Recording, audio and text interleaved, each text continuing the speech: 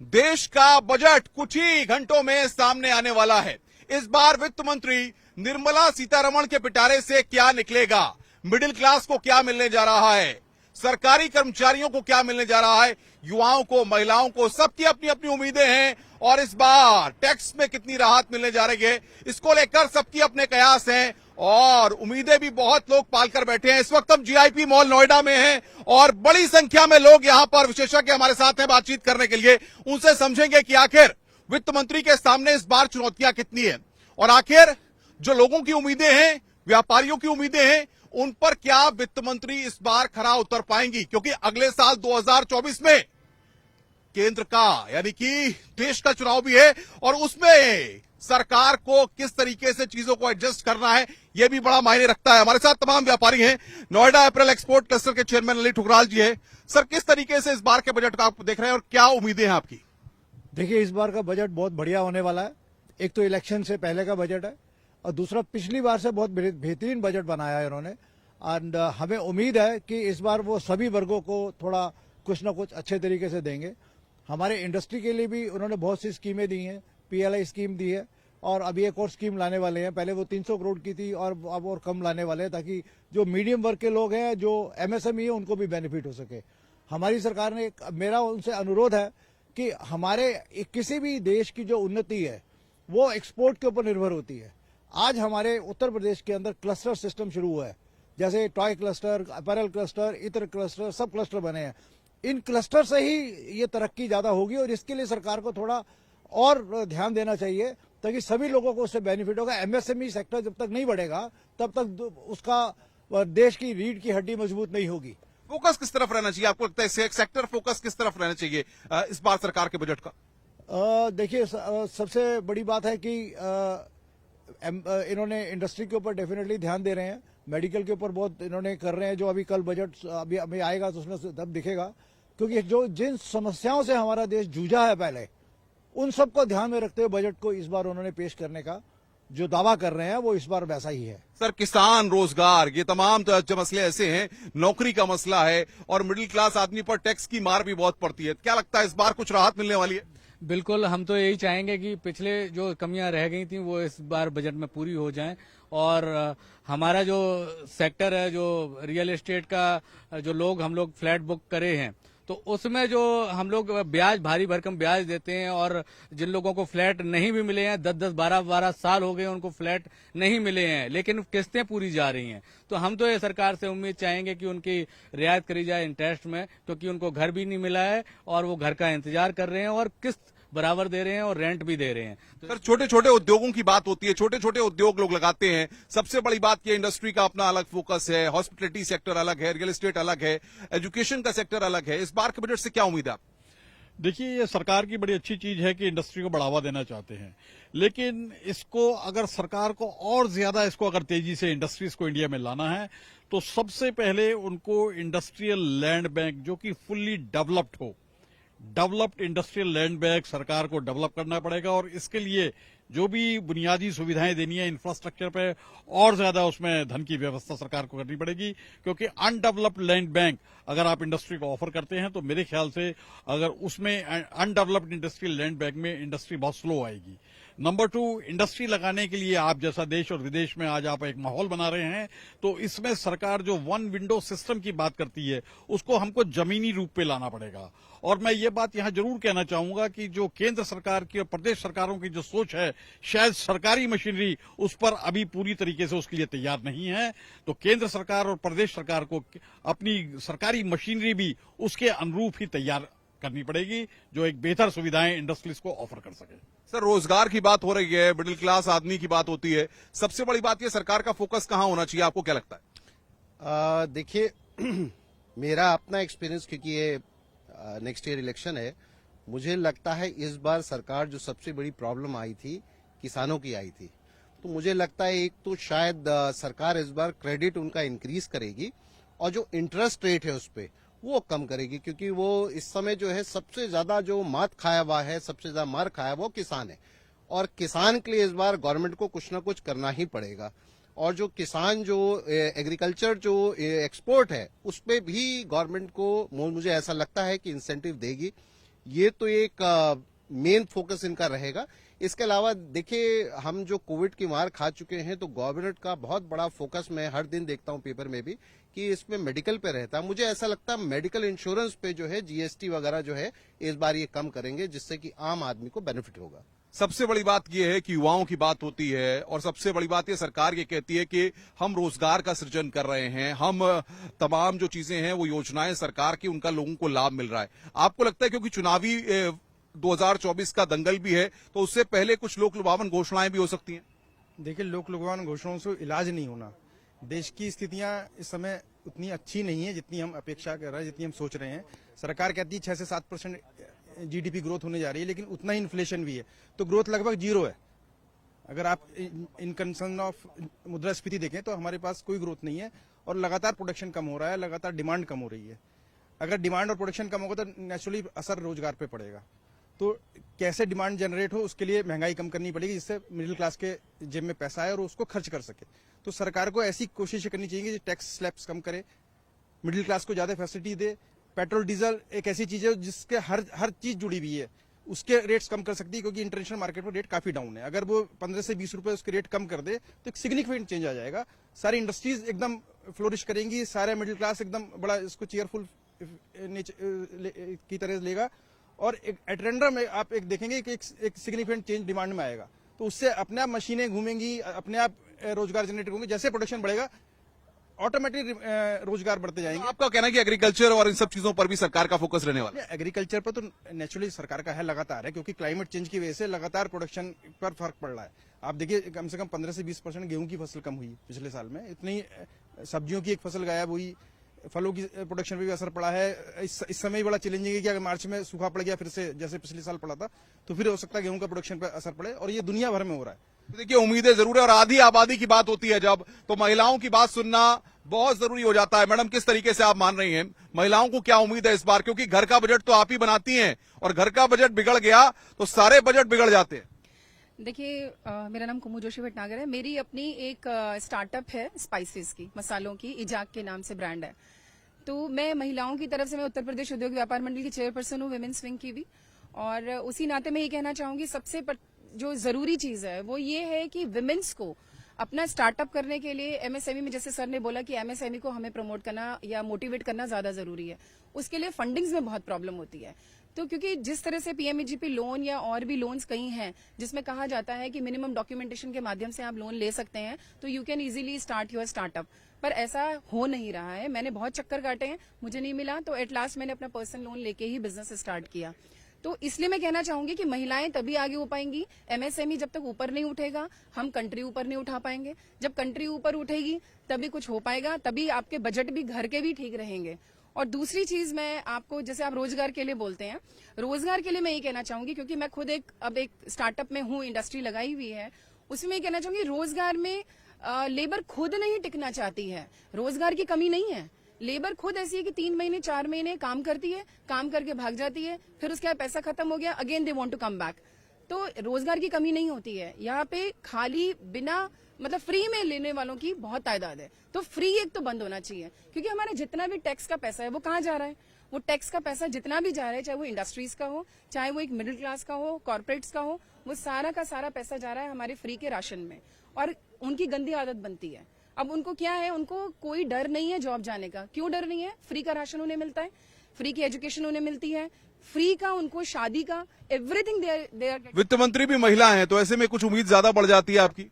हाँ, मेरी उनसे बहुत उम्मीदें हैं, और सीतारमण जी को मैं मानती हूँ कि she is very intellectual minister and she will definitely take this matter ahead, और इस पे कुछ ना कुछ वो काम जरूर करें। चलिए, आप क्या मानते हैं इस बार के बजट से, क्या उम्मीद है आपको? सर, इस बार के बजट से नौजवानों के लिए स्पेशली कुछ अलग से होना चाहिए।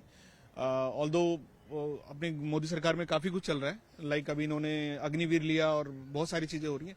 उसके बावजूद सर, जो हमारा टैक्सेशन पार्ट है, जैसे हम बच्चों के एजुकेशन के लिए लोन ले रहे हैं और बच्चे अपने एजुकेशन के लिए, तो उसमें जो टैक्स स्लैब है सर वो बहुत ज्यादा है, वो कम होना चाहिए। और अगर वो कम होगा तो युवा पीढ़ी उसको लेके और अच्छे अच्छे एजुकेशनल इंस्टीट्यूशन में जा सकते हैं सर, और अच्छी एजुकेशन गेन करके and they can be here in India. And अपने जो एंटरप्रेन्योर्स हैं सर, इनिशिएशन है उसमें पार्टिसिपेट कर सकते हैं और देश को आगे ले जा सकते हैं। आपका क्या मत है सर इस बार? ये लगता है कि जो टैक्स स्लैब है उसको थोड़ा सा कंट्रोल करना चाहिए। अभी कई बार हम उम्मीद लगा के रखते हैं, मिडिल क्लास फैमिली जो होती है वो सोचती है कि टैक्स में राहत मिलेगी, पर हर बार की तरह वो खाली रह जाते हैं। ये बहुत जरूरी है, उसको पहले उन्हें कंट्रोल करना चाहिए। दूसरा, एजुकेशन के लिए यूनिवर्सिटीज के भारत सरकार का प्रयास बहुत अच्छे कर रही है, इसमें उन्हें निरंतर प्रयत्न और करते रहना चाहिए। टैक्स पेयर्स की बड़ी उम्मीदें और महिलाओं की किचन में क्या बनाना है क्या नहीं बनाना है ये सब तो होता ही है, लेकिन महंगाई एक बड़ी समस्या है। इसमें वित्त मंत्री महिला है, क्या उम्मीदें हैं आपकी? उम्मीदें तो देखिए है, बिल्कुल उनसे ही उम्मीदें रखेंगे हम। और इस वक्त जो राशन की जितनी भी जो डेली यूज की चीजें हैं वो उसमें सब महंगाई बहुत ज्यादा बढ़ चुकी है।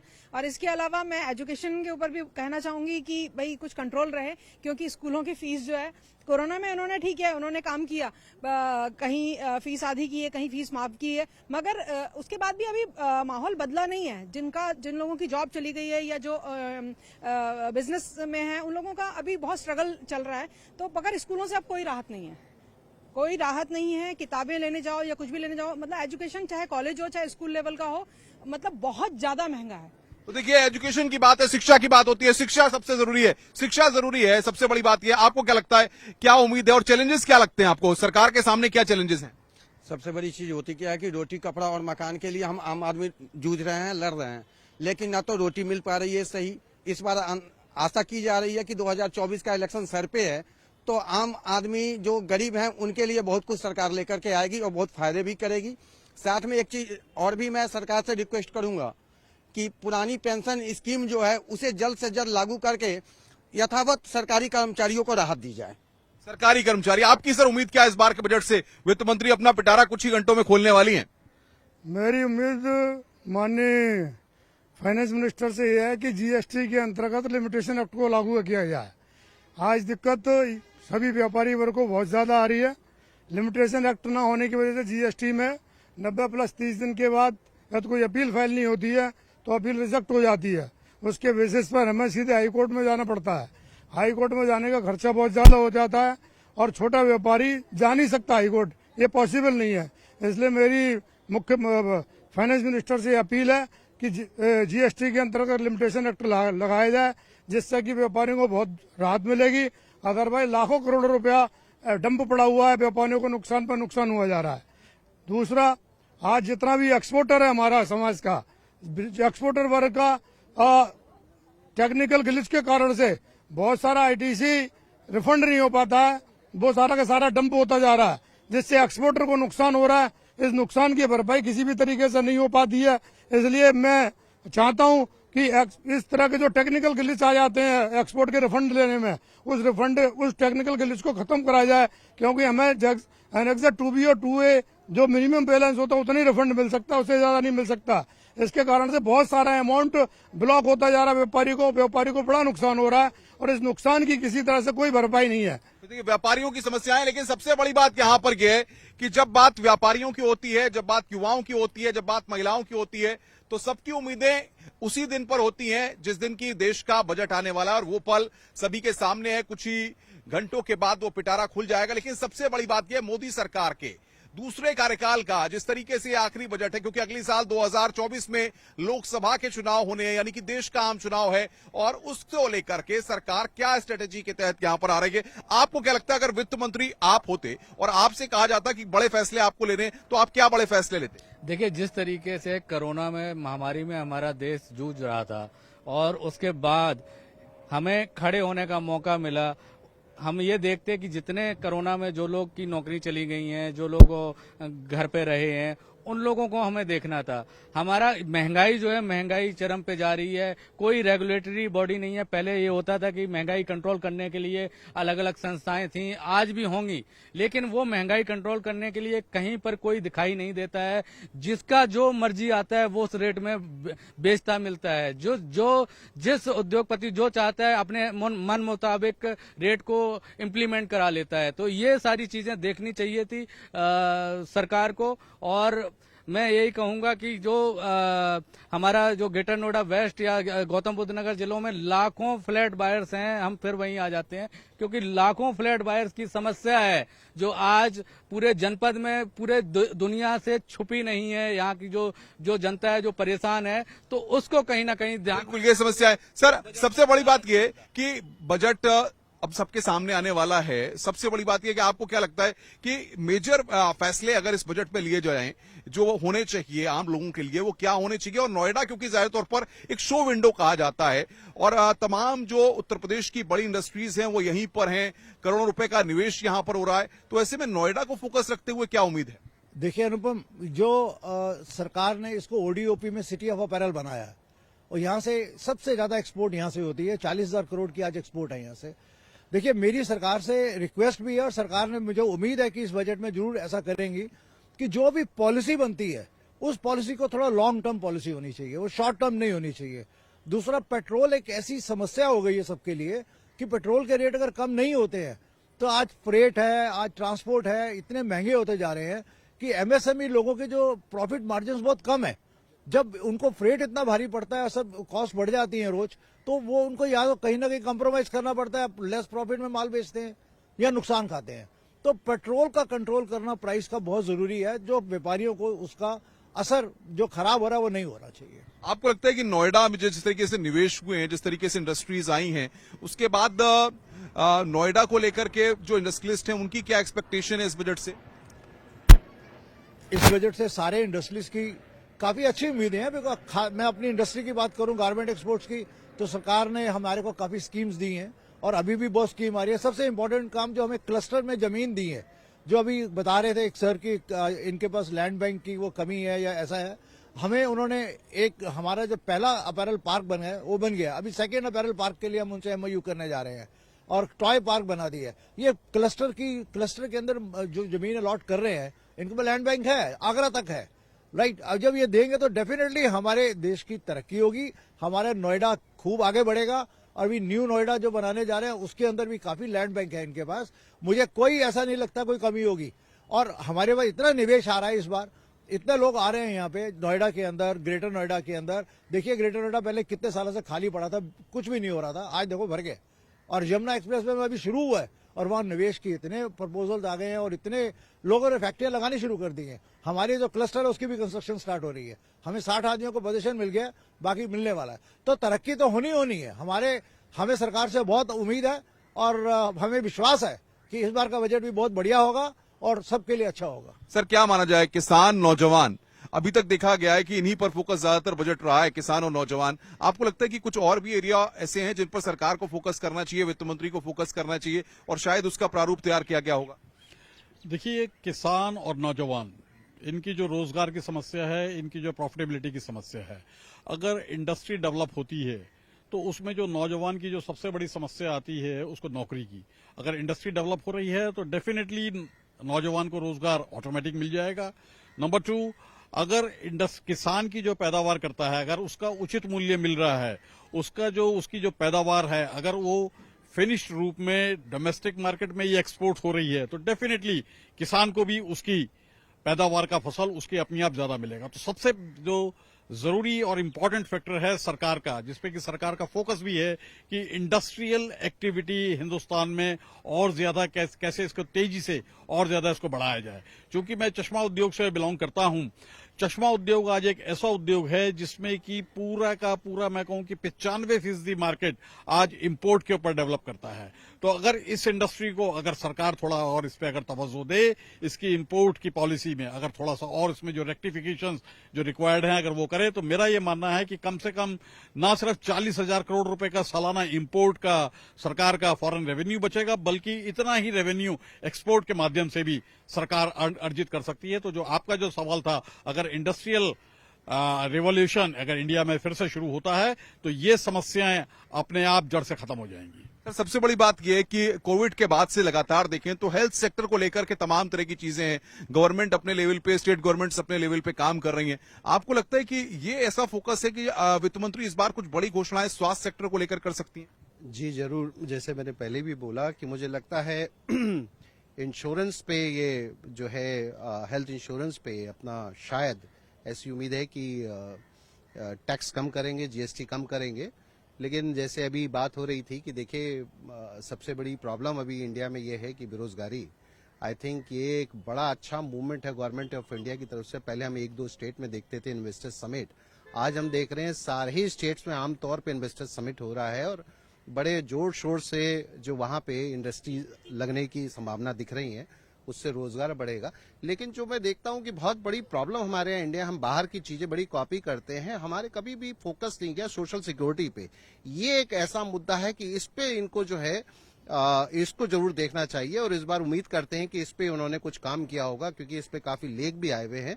और इस बजट से हमें यही उम्मीद है, हम आपकी टीवी के चैनल पे देख रहे थे एक दिन वो हलवा बन रहा था, तो मुझे उम्मीद है कि ये जो बजट इस बार वाला है खास तौर पे इतना बढ़िया होगा कि हर घर में उसी तरह का हलवा जैसे मैडम घुमा रही थी कढ़ाई में, हर घर में मतलब हर चेहरे पर खुशी आएगी, आपको उम्मीद है? आएगी, ऐसी उम्मीद है।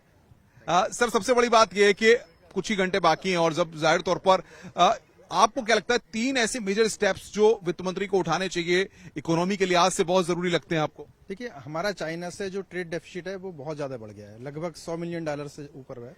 फिर ऑयल और पेट्रोलियम का खर्च, हमारे टोटल जो इंपोर्ट है उसमें सबसे बड़ा सिग्निफिकेंट 80% ज्यादा हमारा इंपोर्ट होता है। अगर हम ऑयल का प्रोडक्शन अपने देश में करते हैं, गैस का प्रोडक्शन अपने देश में करते हैं और ग्रीन एनर्जी की तरफ बढ़ावा देते हैं, प्लस हमारे जो बाहर से इंपोर्ट कर रहे हैं उन चीजों के लिए, जैसे अभी सुनील जी ने भी कहा कि हम रिसर्च बढ़ाएं अपनी, जिससे वो टेक्नोलॉजी हमारे यहाँ डेवलप हो। तो हायर एजुकेशन का बजट बढ़ाना चाहिए रिसर्च ओरिएंटेड। तो उससे स्किल से भी ज्यादा इंपॉर्टेंट रिसर्च वो टेक्नोलॉजी है जो हम डेवलप करें, तो उससे वो चीजें हमारी इंडस्ट्रीज को हम वो टेक्नोलॉजी सप्लाई कर सकते हैं और बाहर से हम माल मंगाना बंद कर देंगे। तो उससे हमारी जो इस समय बहुत बड़ा ट्रेड डेफिसिट है वो सारा लॉस होगा और वो पैसा जो बचेगा वो देश के विकास में काम आएगा। तो ऑटोमेटिकली देश की ग्रोथ होगी, रोजगार मिलेंगे लोगों को और देश, मुझे लगता है आज चौथी बड़ी इकोनॉमी है। फाइनेंशियल पोजीशन को अगर देखा जाए तो आपको लगता है कि क्या कुछ मेजर स्टेप्स लिए जा सकते हैं? देखिए, गवर्नमेंट का मेजर इस समय जो जोर है वो अपने रेवेन्यू बढ़ाने पर है हर लेवल पे, क्योंकि जितने आगे के चैलेंजेस पूरी दुनिया में दिख रहे हैं, यूरोप बुरी तरह ढह रहा है, अमेरिका की इकोनॉमी मंदी में जा रही है, ऐसे में कम से कम स्टेबल बने रहें, ये अपने आप में एक बड़ा चैलेंज है भारत के लिए। तो भारत सरकार का सारा ग्रोथ ये है कि सारा जोर ये है कि अब डिसेंट्रलाइज डेवलपमेंट हो। और अभी तक जो बीच में फोकस उसका हायर जो बड़ी इंडस्ट्रीज पर था, ऑर्गेनाइज सेक्टर पर था, अब मुझे लगता है एमएसएमईज पर और अनऑर्गेनाइज सेक्टर पर ज्यादा होगा। आपको क्या लगता है जिस तरीके से सरकार हर वर्ग को संतुष्ट करने की कोशिश करेंगी वित्त मंत्री, ऐसे में जो एरिया इस बार फोकस में रहेंगे वो कौन कौन से एरिया हो सकते हैं? मुझे लगता है कि जो हेल्थ से आपने अभी मुझे बताया था, हेल्थ में भी वाकई में भारत सरकार ने बहुत अच्छा किया। आयुष मंत्रालय वगैरह, जिस तरीके से आयुष मंत्रालय ने अपनी जो आयुर्वेदिक और मेडिसिन के लिए उन्होंने सेंटर्स बनाए हैं, लोगों की हेल्थ का ध्यान रखा है, हेल्थ इंश्योरेंस में मदद की है, डॉक्टर्स को बहुत अच्छे हॉस्पिटल्स का भी निर्माण किया। तो ये जरूरी है कि भारत सरकार इस पर काम कर रही है और आगे तेजी से तरक्की भी करेगी। दूसरा, आपने कहा कि पेट्रोलियम, यस, पेट्रोलियम एक बहुत बड़ा चैलेंज है देश के लिए। अगर इसमें वो कुछ कंट्रोल करके देते हैं, इसमें कुछ मदद मिलती है तो घर को मदद मिलेगी, जो हमारी पॉकेट का खर्च है वो थोड़ा कम होगा, बचेगा, तो वो हमारे लिए ज्यादा महत्वपूर्ण। मतलब आम आदमी की जेब पर बोझ नहीं पड़ना चाहिए। ये कह रहे हैं कि वित्त मंत्री का जब पिटारा खुल जाए तो बोझ नहीं बढ़ना चाहिए, क्योंकि जाहिर तौर पर जो पूंजी है वो तो खर्च होती रहती है, इस पर्स में जो पैसे हैं वो खर्च होते रहते हैं। अब सवाल यहाँ पर ये कि अगर और अतिरिक्त बोझ डाल दिया जाएगा तो ये पैसे खर्च हो जाएंगे, पैसे खर्च होंगे और उससे तकलीफ होती है। तो यहाँ पर ये एक अच्छा स्टेप लिया जा सकता है कि थोड़ा पेट्रोलियम को लेकर के, पेट्रोलियम प्राइस प्रोडक्ट्स को कम किया जाए। दूसरा, घरेलू गैस का ऑटोमेटिकली जब पेट्रोलियम पे कंट्रोल होगा तो महिलाएं भी खुश होंगी, क्योंकि गैस सिलेंडर की जो बात चलती है वो भी एक बार को कंट्रोल में आएगा प्राइस। तो सबसे बड़ी बात करें महिलाओं के चेहरों पर खुशी की, मैडम पतिदेव की कमाई अगर इसमें होती है पर्स में, तो महिलाओं को ही उस कमाई को खर्च करना पड़ता है और बजट बनाना पड़ता है। सवाल यहां पर ये कि ये तो मेरा पर्स है, सवाल ये कि अब जब वित्त मंत्री अपना पिटारा, मान लीजिए ये उनका पिटारा है और इसको खोलेंगी, इसमें क्या निकलेगा तो आपके चेहरे पर खुशी आएगी? देखिए, ऐसा है कि वैसे तो पिटारा ऑलरेडी बन चुका है, हमें नहीं पता कि उसमें क्या है और क्या नहीं है, लेकिन हम आशा करते हैं कि ऐसा पिटारा होना चाहिए कि जो महिलाओं की अपनी जमा की हुई पूंजी थी, जो पिछले डिमोनेटाइजेशन में निकल चुकी है, वो एक बहुत बड़ा दुख था उनके लिए।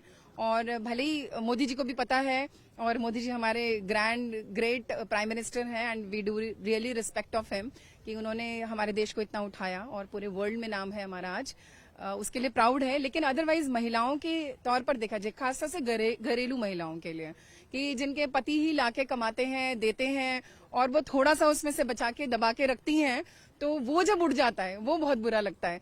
तो इसमें वो चीजें आशा करते हैं वापस नहीं आना चाहिए। और दूसरा मैं एक पॉइंट और रखना चाहूंगी जो बहुत जरूरी है हमारे देश के लिए कि आरक्षण और आपका एजुकेशन वाला पार्ट जो और करप्शन, आरक्षण और करप्शन, ये दो चीजें हटनी बहुत जरूरी है।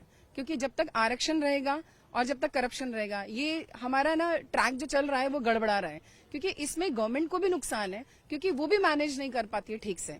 करप्शन होगा, आरक्षण होगा तो बाकी लोग जो साधारण लोग हैं उन पर भी इम्पैक्ट पड़ता है। इवन चाहे वो स्टूडेंट्स के लेवल पे हो, चाहे वो वर्किंग हो, चाहे कुछ भी हो, आरक्षण हटना चाहिए। मैडम बिल्कुल, बहुत महत्वपूर्ण बात आप कह रही हैं। देश की बेटियां विदेशों में भी नाम रोशन कर रही हैं, हर सेक्टर में कहीं ना कहीं उनका प्रतिनिधित्व बढ़ चढ़ के है। ऐसे में आपको लगता है कि सरकार को आधी आबादी को ध्यान में रखकर बहुत सारे फैसले लेने चाहिए और बजट में उन चीजों को दिखना चाहिए? बिल्कुल बिल्कुल, सरकार को आम जो जनता है उसका ध्यान तो रखना ही पड़ेगा, महिलाओं के हिसाब से भी सोचना पड़ेगा। और सबसे बड़ी बात यह है कि मैं घूम फिर के एक ही बात पे आऊंगी कि एजुकेशन एक इंसान को जो काबिल बनाती है वो एजुकेशन बनाती है। तो एजुकेशन जो है उस पर कंट्रोल होना चाहिए। फीस हाइक्स होती हैं किस हिसाब से होती हैं, बजट उस हिसाब से बनना चाहिए, स्कूलों पे भी लगाम होनी चाहिए। इसके अलावा सिर्फ यही नहीं है, अब बाकी पेट्रोल की बात तो हो ही चुकी है क्योंकि सारी चीजें कही जाती है, महंगाई जितनी भी बढ़ रही है वो पेट्रोल की वजह से बढ़ती है। हर चीज आज की डेट में डबल हो चुकी है, चाहे सब्जी हो, चाहे मतलब जो डेली रोजमर्रा की राशन की इस्तेमाल होने वाली चीजें हैं उन सब पे कंट्रोल तो होना ही चाहिए। सब एक चीज और मैं ये कहना चाहूंगी इसके अलावा कि जितनी भी सरकार लागू करती है, जो भी सुविधाएं या जो भी आती हैं योजनाएं, वो धरातल पे कभी पूरी तरह से नहीं उतर पाती हैं। तो उसके लिए जो भी विंडोज बनते हैं, जो भी होते हैं, वो इजी होने चाहिए। क्योंकि एक तरफ ये होता है कि आज की डेट में गृहिणियों को भी अब निकलना पड़ रहा है अपने परिवार के खर्चे निकालने के लिए, तो इजी हो व्यवस्था। वो कुछ अगर कारोबार शुरू करना चाहें तो जो भी लोन व्यवस्था है उसका एक ही विंडो चलाना, जगह जगह ना भटकना पड़े। आज की डेट में अगर बैंक में जाओ, कहीं पे भी जाओ, तो कुछ ना कुछ 10 तरह की चीजें फॉर्मेलिटी होती हैं जो वो अकेले नहीं पूरी कर पाती हैं। तो वो व्यवस्था जो है वो आसान होनी चाहिए। और ईएमआई जो है मतलब उस स्तर से होनी चाहिए कि वो पहले बिजनेस जमा सके, उसके बाद वो इस लायक बनने के बाद वो इजीली फिर ईएमआई पे कर सके। तो सबसे बड़ी बात यह है कि चाहे सरकारी कर्मचारी हों, चाहे कारोबार जगत के जुड़े लोग हों, सबकी अपनी उम्मीदें हैं और हर कोई चाहता है कि वित्त मंत्री निर्मला सीतारमण इस बार ऐसा पिटारा खोलें कि सबके चेहरों पर बस खुशी ही हो। क्योंकि अगर उनके ऊपर बोझ पड़ेगा तो फिर घर का बजट तो गड़बड़ाएगा ही, आर्थिक स्थिति भी गड़बड़ाएगी। सर, सबसे बड़ी बात यह है कि अब वित्त मंत्री जब पिटारा खोल देंगी अपना, उसके बाद सारी चीजें सामने आएंगी। आपको क्या लग रहा है, क्योंकि चुनावी साल भी, अगले साल लोकसभा के चुनाव है, ये चुनावी बजट या जनता का बजट? देखिए, आप एक बात मत भूलिए कि सीतारमण जी खुद एक महिला है, तो उन्होंने डेफिनेटली महिलाओं के लिए और घरेलू चीजों के लिए बजट में काफी सुधार किया होगा, पक्की बात है। सर, जनता का बजट या चुनावी बजट, आपको क्या लगता है? देखिए, चुनाव तो हर साल होता है तो मैं इसको जनता का बजट कहूंगा। सर, आपको क्या लग रहा है, जनता का बजट या चुनावी बजट इस बार क्या कहा जाए? नहीं, देखिए, वैसे तो ये जनता ही का बजट है, लेकिन जैसे चुनाव नजदीक आ रहे हैं, मैंने पहले भी कहा कि किसानों पे बहुत फोकस होगा इस बार और जरूर उनको इंसेंटिव मिलेगा, उनकी क्रेडिट लिमिट भी बनेगी। किसानों को जरूर ध्यान देंगे क्योंकि इससे पिछली बार जो है हाथ जल चुके हैं उसमें, तो किसानों के लिए काफी कुछ करने की उम्मीद है। चेहरे पर खुशी आने वाली है इस बार, लग रहा है आपको? बिल्कुल, मुझे लगता है कि मोदी जी का जो बजट होता है वो देश के को सामने रखकर होता है। वो बहुत ज्यादा मतलब वित्तीय अनियमितताओं का शिकार नहीं होते, न इस तरह के लालच जनता में देते हैं। उनको लगता है कि वित्तीय अनुशासन रहना चाहिए क्योंकि लॉन्ग टर्म में वही सस्टेन करता है। तो सबसे बड़ी प्लानिंग की बात है और प्लानिंग बहुत जरूरी है। क्या लगता है, सरकार की प्लानिंग बहुत ठोस है? विकास को लेकर के जो स्ट्रेटेजी प्लान है उसी पर यह पूरा फोकस रहने वाला है? डेफिनेटली विकास के नाम पे ही होगा और हर तबके के आदमी को इसमें काफी बेनिफिट होने जा रही है और काफी आशा लेकर के हम आम पब्लिक भी वहां लड़ रहे हैं और देख रहे हैं कि हमारे लिए कल जो पिटारा खुलेगा उसमें हम लोगों के लिए बहुत कुछ निकल करके आएगा। आपको क्या लग रहा है? प्रधानमंत्री जी का मुख्य ध्येय वाक्य है सबके साथ सबका विकास।